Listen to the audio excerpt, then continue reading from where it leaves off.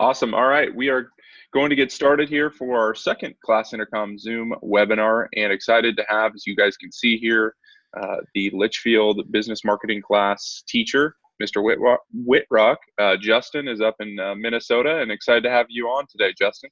All right. Thank you. Glad to be here.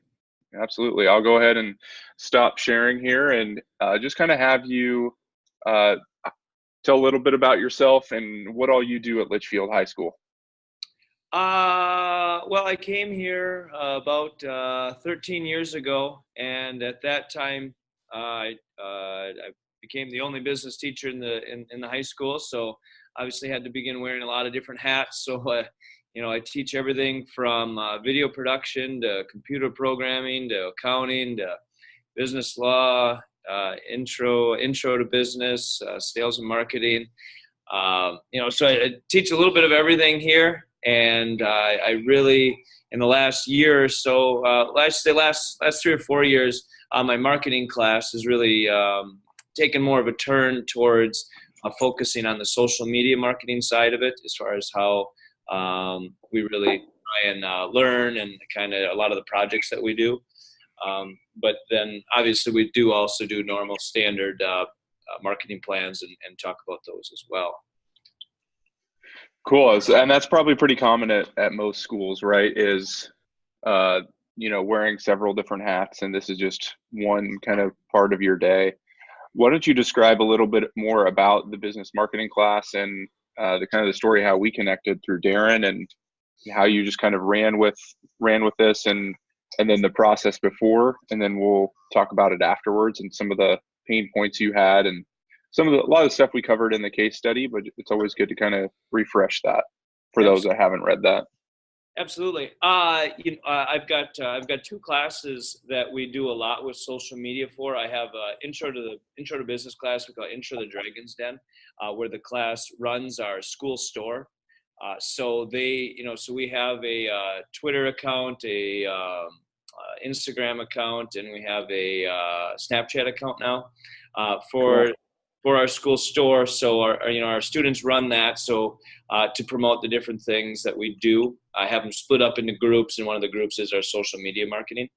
For a while there, it was, they would send me emails, and then I'd have to post everything, and they'd send me pictures that they want to post to Instagram and different things like that. And the workflow wasn't all that great. And then in my sales and marketing class about 4 years ago, I think it was now, I decided I want to change kind of how I do things completely. And it became very project-based as far as how kids learn and apply what they know.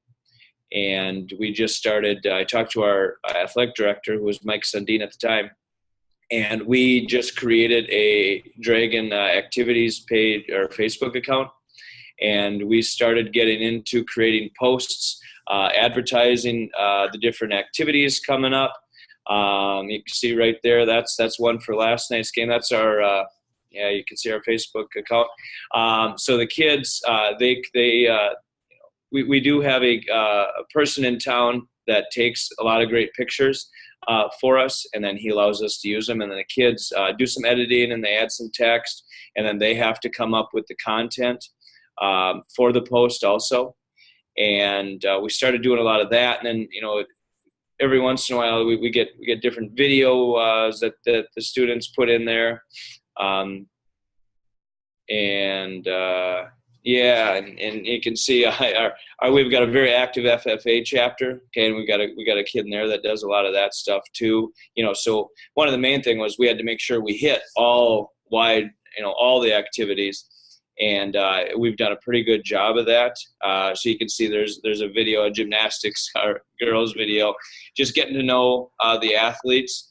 The way we look at it is, we take a look at the social media accounts for colleges, and we use that as a model because obviously at that level, everything's pretty professional, and they got ideas, and we use them as a model for the types of posts that we create.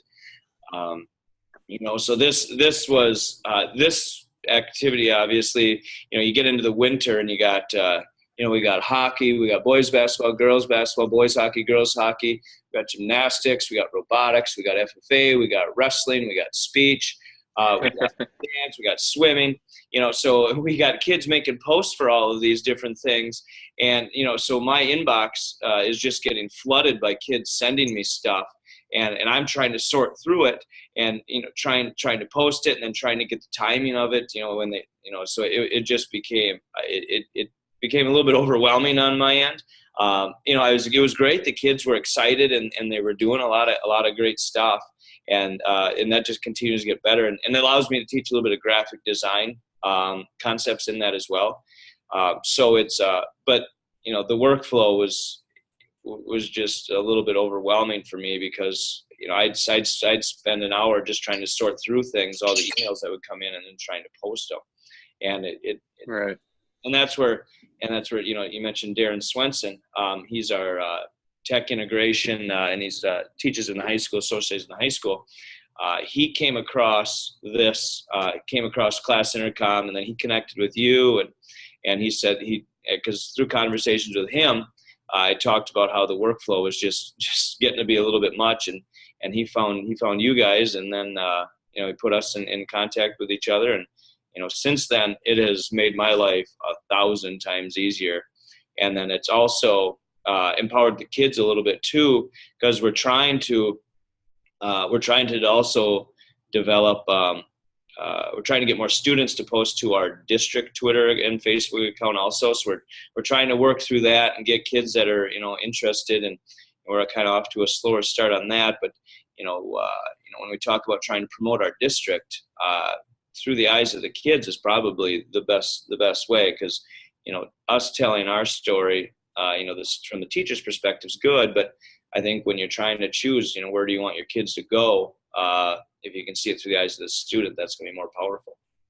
Yeah, I'm glad you said that. We've kind of realized that, right? So our new kind of hashtag and what we're using on our materials now is students have a story. And so this really allows your students to be a part of that in a safe way, so your superintendent and principal can sleep at night, that you're not handing over the username and password, right, to that. But one of the things that's, we keep getting questions about is how do you grade, how do you structure your class? So can you break down how you're assigned? Like, I've been telling kids, and this can be on record to correct me if I'm wrong, but do kids get a specific sport, or how are you arranging that in your class? And I know this is a semester class, right? Like fall was different than the second semester. So go through those kind of details. Yeah, absolutely. In the fall, I didn't have sales and marketing classes, but I had my intro to business class. Okay. So I integrated into there. Oh, cool. That part of it, just because it's one of those, I think we need to continue to promote our activities. Mm-hmm. And I mean, in any kind of business type class like that, I think you could find a way to fit it in. So sales and marketing is a semester class. And so what I do is I have the kids, like right now we're gonna get caught between seasons, but when the semester started, I had all the kids give me a list of their top 3 activities that they would want to work for, basically. And then I sorted through it, and you get the kids their top choices, and then sometimes they would have to, like, I have a boys basketball, dance, and swimming group. And so those 4 or 5 people in that group, they work on those 3 activities. And that I came up with that kind of method. We take a visit to the University of Minnesota and talk to their sports marketing people. Mike Wierzbicki has been kind of our contact there. He's the head of that department. And he talks about how they have people that they'll have somebody who works on football, but then they'll work on a couple other activities, to go along with it, and they'll have a someone who works on basketball, and then they'll work on a couple of other activities also. And that was kind of the model that I went to this year. I used to try and have it where kids were just in a bunch of different groups, so you might be in 3 different groups, and it was just hard to manage that. And so I just had the kids sign up and tried to get them in their number 1 choice. And then I tried to move, try and get it, situated so that they had their number one choice, but then they were also had 2 or 3 other activities that they needed to work with as well. And that's made it a lot easier. And, as far as grading goes, I can send you my plan that I have for this, but Okay. essentially, the kids, they're graded on how much how much they produce. Okay. And and each thing's got a worth. What I have is I pay them Yes, I forgot about this. Yep. in what I call Witty Box. I have one here. I'll see if you can see it here. And I want to reference the whiteboard you must be looking at as well with all the groups and stuff. Right, and I have it I have a whiteboard on the side of my room where I have all the Yeah. that they're in so that they can see that. And Perfect. like I said, pretty soon we're going to be transitioning to spring sports. So we're going to kind of run into a dead period here. So we're going to have to, try and look at different ways to get started that way. But you can see this is a Witty Buck. I shaved a Fu Manchu one time and I put my face on there. So the kids, they get for each like an ad where they advertise an event where it's just a simple picture and then they have to write the content of it. They get 50 Witty Bucks for that. And if they do like something like if it's a schedule for the season's events, I think they get 150 Witty Bucks for that. If they do a video with original content that they took themselves, I think they get 250 Witty Bucks for that. Awesome. And then what they do is their group I have 2-week pay periods, and each group, and the way things are going, I might have to up the grade levels a little. Everybody did great, but I shouldn't say that because everybody did great this first pay period, which means we're producing a lot of stuff, which is good. Yeah. But we for their group, the group has to produce 400 Witty Bucks worth of stuff. You group up all the stuff that they have, and then like the group produced 800 Witty Bucks worth of stuff. That's how much the group gets, and each student would get that. And to get to an A level, they have to produce, I think it's 400 or 500. It's 400 Witty Bucks worth of stuff for that 2-week pay period. And that's where I'm gonna have to up this group is right. This group is ambitious, which is great, but I'm gonna up it up just a little bit so that level is a little bit harder to get. But the only way they get credit for it is if I approve it. Because sometimes kids, they just do a quick thing and then they try and put it out there. And this is one of those where this represents our district. We're not just going to throw anything out there. So then I have a conversation and talk about the design, how it could be better. And then they have to redo it and then they resubmit it and then, approve it. So the only way they get credit for it is if they do get it approved. And then they also do get 50% commission also on that. So I had a student do, he himself created, I think it was 800 Witty Bucks worth of stuff. It was something just crazy. The kid really enjoys this stuff. So he did 800. So he got, on top of the group, he got $400 Witty Bucks on top of that. So it encourages kids to do more. Right. And that's then, real world. All right. Yeah, exactly. And then for the kids to actually get paid Witty Bucks, like you can't just ride your group and not do anything. I do require them to get to 100 Witty Bucks worth of stuff for them to get credit for being a part of the group. So that's fantastic. That's great. Yeah, that's exactly what I wanted you to go in depth with, just to show, hey, here's one example, right? You can take that and modify it and tweak it, but that's kind of one of the main questions is how do I grade this, or how do I integrate it into an existing class? Like we talked to a lot of journalism yearbook type of classes that are wanting to do this, but the teacher isn't sure how to kind of put this in. And I think it layers on top really well, right? So this is what we do in our company, and we see companies doing this all over the place, is let's say you have a photo for your yearbook, you write a story for your school newspaper or something like that. You need to repurpose that. It's not extra work. You're just repurposing it for social media, right? So you're taking a snippet with a photo, putting it on your Instagram or putting it on Twitter or Facebook. So drive traffic to the link on your school website and things like that. But that's, I mean, I'm just, so you know, this is great timing. I'm glad you brought this up. And I've got another question for you as I'm on a call here later this afternoon with a gal that works for Indiana Hoosiers athletic department. And she's leading a group of like 7 different people that are creating graphics and things like that. The same thing you're talking about in Minnesota. So this is a job now. And hopefully, I don't know, do you have any stories of some students yet that have gone, not maybe that have used Class Intercom, obviously, but students that have kind of gone on and are working in an athletic department or working for a brand in business or sales or marketing? You not sure if you know that or not off the top of your head. I do have some students that have gone on into roles in sales and marketing. Yeah. They haven't, because this is so new, it hasn't been right.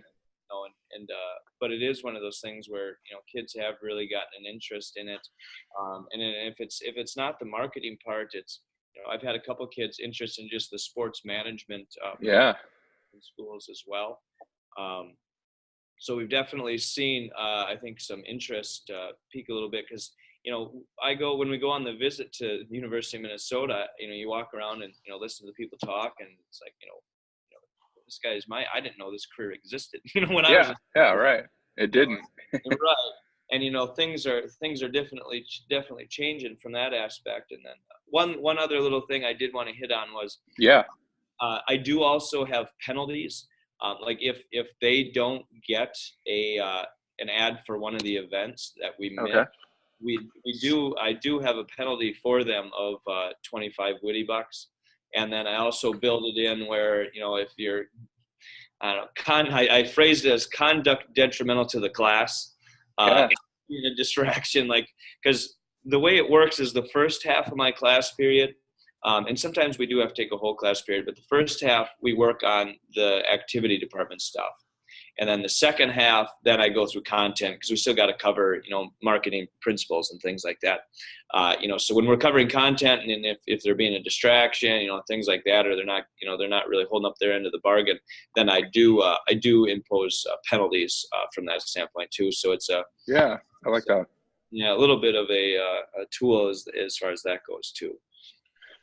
Fantastic. I want to kind of to wrap things up. I know you've got to go to class here, so this is your open period, but I wanted to show everyone that's watching live and the recording just kind of what the Class Intercom account looks like. So I'm going to go ahead and share your screen, and it looks like you've got some great stuff in here, which is awesome. And take people through kind of, you don't have any drafts, but you've got some things pending and approved and published, just kind of the workflow within the app, if you don't mind. Right, absolutely. And this is, like I said, my inbox in my email used to get flooded by all these. And if it would be a thing where, you can see over in the published column, you could, in the last, 2 weeks, we've published just a ton of stuff. Yeah. I'll switch to the calendar view here too. Right. Yeah, and you can see this stuff used to come to my email, and now I just have to go here, and I do get a notification when something new is posted. But you can see now it's I just go here, and then I just need to either approve it, or if it's during class time, I just call the kid up and we talk about it if it needs to be changed. Cool. And they do that. But yeah, now this is. Yeah, for me, this has been certainly like a load for me, because I just got to a point where I didn't know how to manage all of this very well.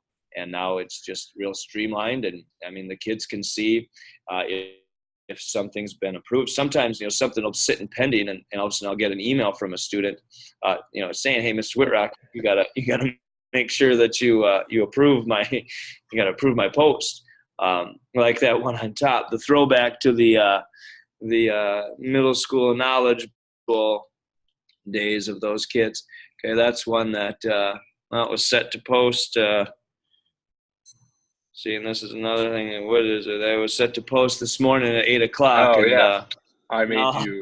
Yeah, right. Oh, yes. Thanks for bringing that to my light. I did get the notification on my email. I just haven't had a chance to look at it yet, so I'll have to post that after What's here. funny And then, is he resubmitted it. He maybe changed something last night at 8:12, right? Or right, he exactly. updated some stuff. That's cool.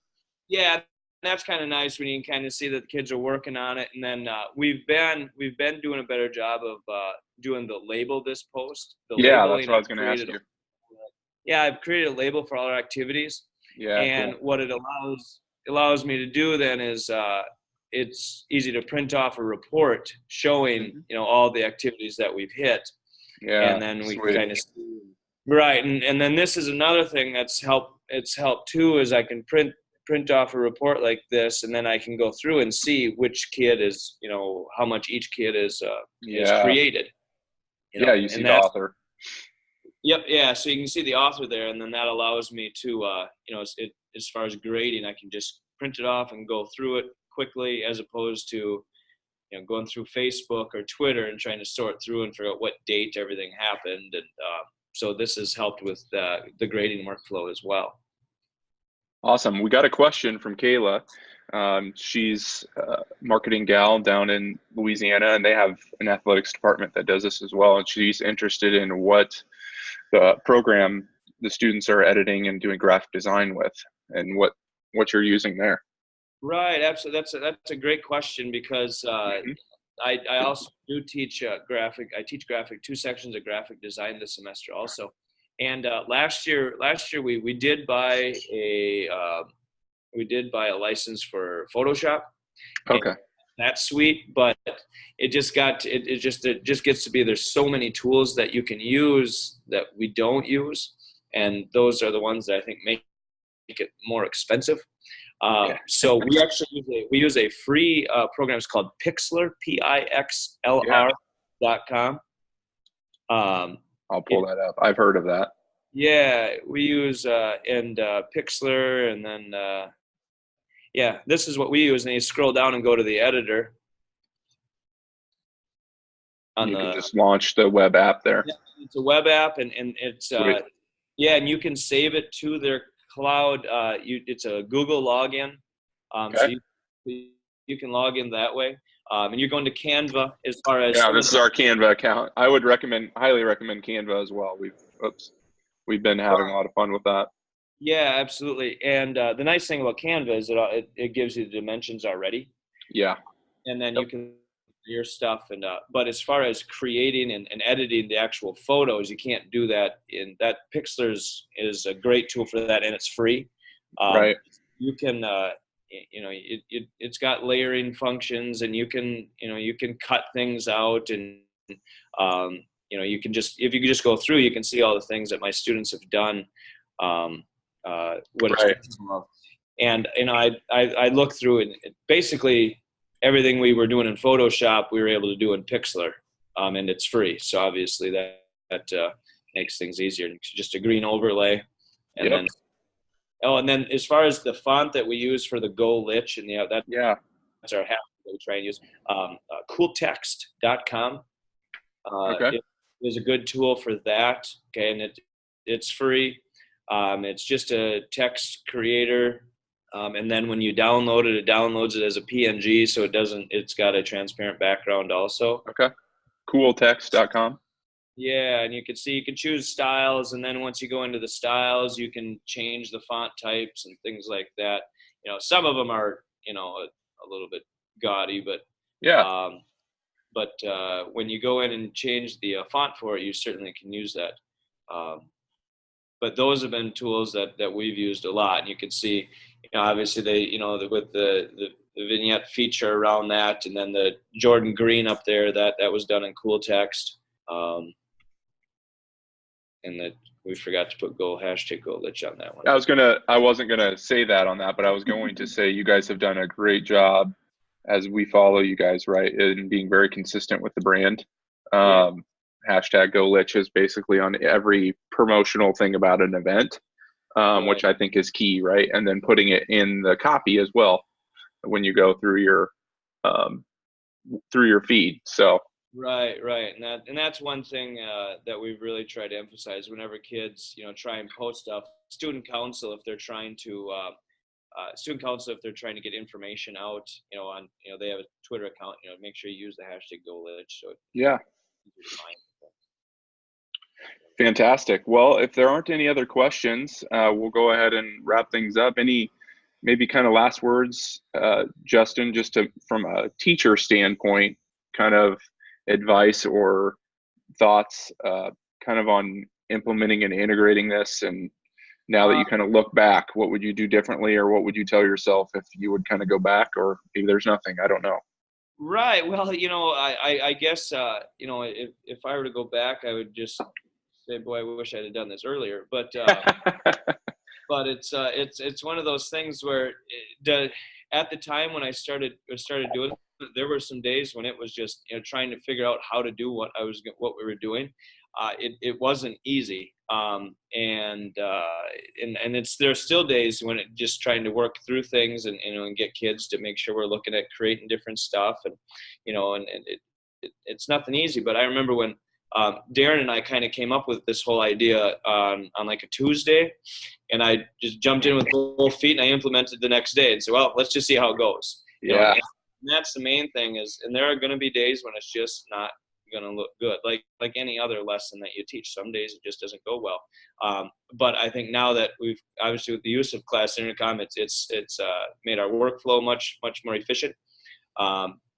And also it gives the kids a great opportunity to be able to experiment with some of this stuff, because then within Facebook, a page versus a profile, now you can get into the insights, Yeah. and you can break down the data to see, who's looking at your post, who you can identify who your target market is.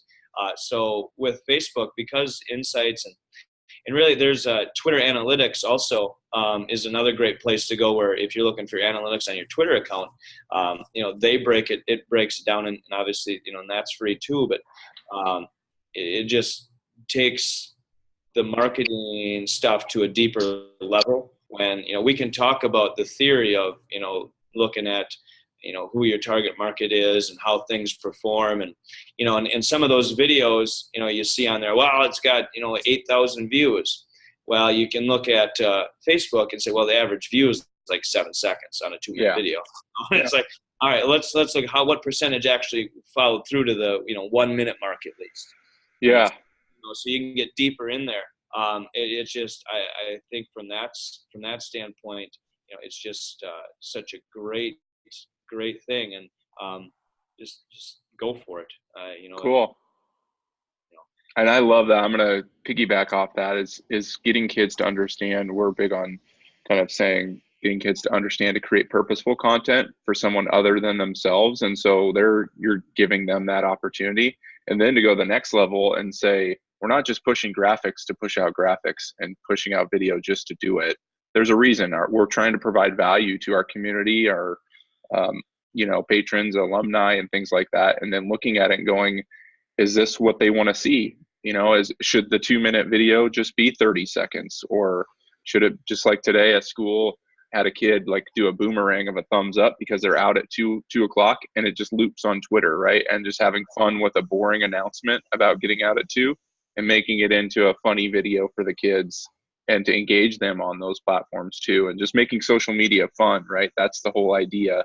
And adding graphics. You guys rarely ever just put text, right? There's always a graphic or a video attached to the copy, and that's what I love seeing. Right, and that's when we talk about just social media marketing, is we talk about those concepts as far as what are things that are more likely going to, with the Facebook algorithm, what are more likely to appear in people's feeds, and it gives us a chance to talk about that sort of stuff. And you talk about our community and our target market. We had a student create a video, and it was a fun video, and it had just a pile of shares, and then she says, "Wow, it's just a bunch of moms." Well, that's the moms and dads. Well, that's our target market. They care, yeah. And then they share it, and then it goes out to people, and then talk about how the sharing, other people sharing it, how that grows, grows exponentially. But there's it's funny. So it's moms that, well, that's our target market. That's what we're trying to reach. Right. You know. And to wrap things up, so going really deep into your class, how much time are you spending on them actually creating content as opposed to you sitting up there and kind of reflecting on the content? How is that tough to kind of manage, especially this time of year, right? You're trying to, most class periods probably just pushing getting content created, right? Right, absolutely. Well, and it's hard. You know, I've got them working on this, then I got them working on another project Yeah. that they're going to present on. They're going to present tomorrow. Oh, So, okay. you know, Yeah. we're kind of working through that, and like I said, we usually some days if we're falling a little bit behind on, because I was, the scheduling feature in Class Intercom is fantastic too. Yeah. Yep. So I can see, far out, all right, so we got these events covered already. So we could probably take a day and cover a little bit more content. But if we're falling behind, I can see what's scheduled, and then okay, we need a little bit longer time today to get caught up a little bit. Yeah. And that's key too. But I usually take at least usually half the hour probably to give the kids an opportunity to do that. And then when we get in and the kids are doing video, they're doing some of that outside of class. Right. The gymnastics video where they created, we had a girl that go to the gymnastics practice. We had a gymnast girl that was hurt.